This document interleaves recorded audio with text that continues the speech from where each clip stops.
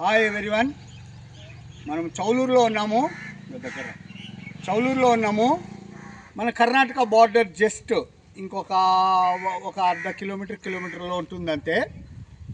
ఇక్కడ ఏమంటే మేము చిన్నప్పుడు కొట్నూరులో 4 చింత చెట్లు ఉండేది, ఎర్ర చింత చెట్లు. మీరు చూసే ఉంటారు. ఇవి చూడండి ఎంత ఎర్రగా ఉన్నాయో ఇవి కాయలు. ఇంకా చిన్నప్పుడు అయితే ఇంకా బాగా ఉంటాయంట, ఇక్కడ వాళ్ళు చెప్తున్నారు. దీనిల కోసం ఎంత తిరిగామంటే అసలు కనుమరుగైపోతున్నాయి. ఎర్ర చింత చెట్లు సరిగ్గా కనుమరుగైపోతున్నాయి. మనం చౌలూరులో ఎవరిలో ఒక రైతుది ఒక ఏరియాలో రోడ్ సైడే ఉంది ఇది చెట్టు. దీన్ని హార్టికల్చర్ వాళ్ళు ఏం చేస్తున్నారు, ఇలాంటివి విత్తనాలు తీసుకొని రైతులకు సప్లై చేస్తే నెక్స్ట్ జనరేషన్ చూడడానికన్నా ఉంటాయి. ఎక్కడ చూసినా చెట్లు కొట్టేస్తున్నారు, చింత చెట్లు కనుమరుగైపోతాయి.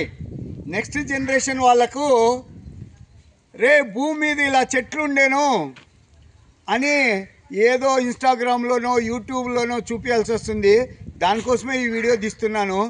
ఇవి చూడండి ఎంత ఎర్రగా ఉన్నాయో. ఇవన్నీ అంతే. ఇది చూడండి ఎర్రగా బాగున్నాయి. ఇంకా పచ్చిగా ఉన్నప్పుడైతే ఇంకా బాగుంటాయంట.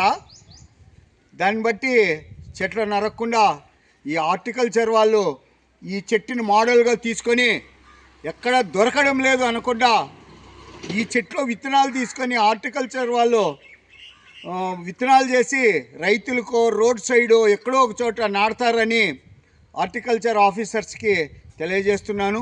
రైతులు కూడా మీరు కూడా ఈ జనరేషన్ని పోగొట్టకుండా విత్తనాలు చేసి చెట్లు పెడతారని ప్రతి ఒక్కరిని కోరుచున్నాను. జై హింద్.